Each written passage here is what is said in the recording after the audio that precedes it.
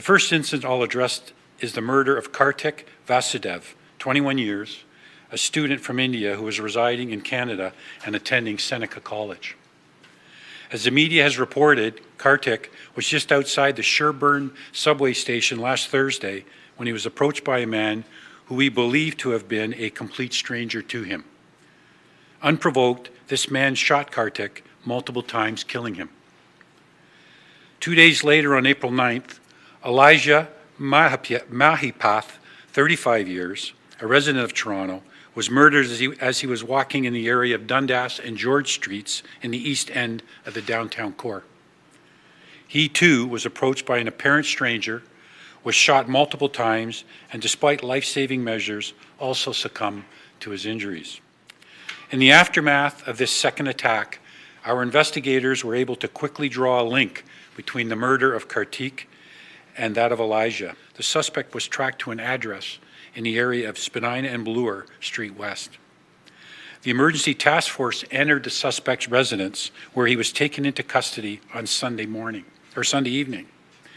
I can report that this was done safely and without incident, despite the fact that the accused had several loaded firearms on the floor next to him. He has been identified as Richard Jonathan Edwin, 39, of Toronto. He has been charged with 2 counts of first-degree murder. Investigators executed a search warrant at the accused's residence and at this time have seized several firearms, including handguns, rifles, loaded magazines, and other ammunition.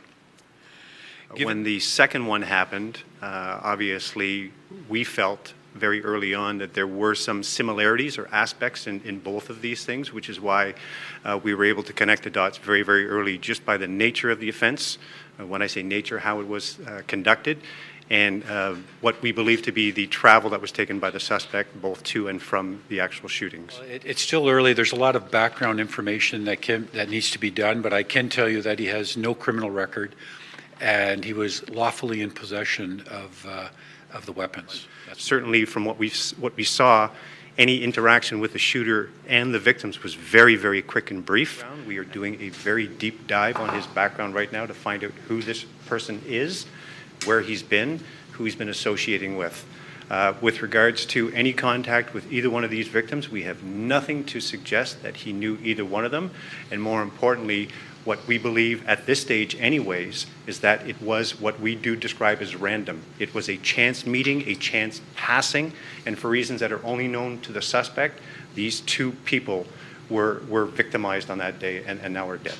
I can tell you right now that what we gleaned from the security video evidence alone greatly assisted in tracking our suspect both from the area where he resides to the area of the shooting and then back to his residence. Secondly, my personal opinion is there were going to be more victims. When, I don't know, but he had an arsenal at home, and I quite frankly believe this might have just been the first step. I will expand to say that there was 2 rifles that were readily available, and of those rifles, one of them is what I would describe as being able to cause great carnage if used. And I won't go more than that because it's going to form part of our investigation as we move forward. What I will reiterate, though, is the person that's now arrested, Mr. Richard Edwin, we have very limited information on him at this point. And when I say a deep dive is what we're looking into.